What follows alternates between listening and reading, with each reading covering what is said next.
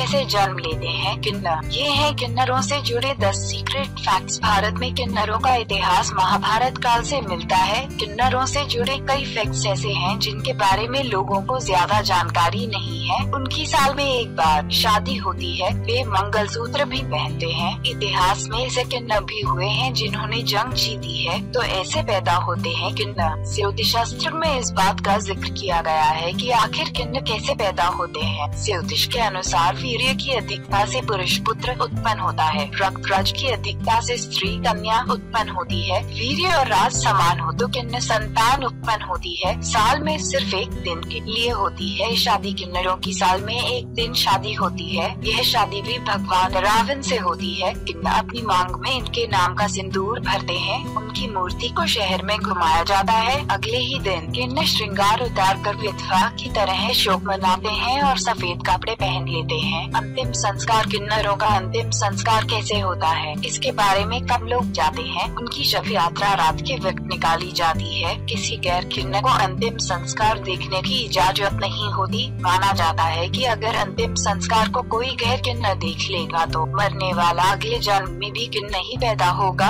अगले जन्म में नहीं बनना चाहते किन्नर बेहुचरा माता की पूजा कर उनसे माफी मांगते हैं और ये दुआ मांगते हैं कि अगले जन्म में उन्हें किन्नर की तरह जान न लेना पड़े। Annual festival. किन्नरों का एनुअल फेस्टिवल साल में एक बार चेन्नई से 200 मील दूर कुक्कम गाँव में होता है। यहाँ पूरे भारत के किन्नर जमा होते हैं। तमिल नव वर्ष की पहली पूर्णिमा से 18 दिनों तक सेलिब्रेशन होता है। 17वें दिन किन्नरों के देवता भगवान रावण की पूजा होती है। 18वें दिन सारे कुक्कम गाँव में रावण की प्रतिमा को घुमाया जाता है और फिर तोड़ दिया जाता है। उसके बाद दुल्हन बने किन्नर अपना मंगल सूत्र तोड़ देते हैं। हर किन्नर का होता है एक गुरु। हर किन्नर का एक गुरु होता है। कहा जाता है कि गुरु को यह तक पता होता है कि उसके शिष्य की मौत कब होगी। गुरु वही बनता है जो जन्म से ही किन्नर हो। उसे गुरु नहीं बनाया जाता जहाँ किसी ऑपरेशन के बाद किन्नर बनाया गया हो। नए किन्नरों का होता है स्वागत। किन्नर समाज में नए किन्नरों का स्वागत जोरदार तरीके से किया जाता है। इस फंक्शन में नाच गाने के अलावा दावत भी होती है। परंपराएं हिंदू धर्म की, लेकिन ज्यादातर गुरु होते हैं मुस्लिम। किन्नरों की ज्यादातर परंपराएं हिंदू धर्म के मुताबिक निभाई जाती हैं, लेकिन ज्यादातर किन्नर गुरु मुस्लिम होते हैं। किन्नरों को माना जाता है ब्रह्मा जी की परछाई। एक मान्यता के अनुसार किन्नर भगवान ब्रह्मा की परछाई से ही जन्मे हैं। दूसरी मान्यता ये है कि आयशा और कश्यप ऋषि से किन्नरों की उत्पत्ति हुई है। मुगलों ने दिया था ये सम्मान। मुगल साम्राज्य में किन्नरों को महिलाओं के हरम की रक्षा करने की जिम्मेदारी दी गई थी। इतिहास में कुछ किन्नरों के जंग लड़ने का भी जिक्र है।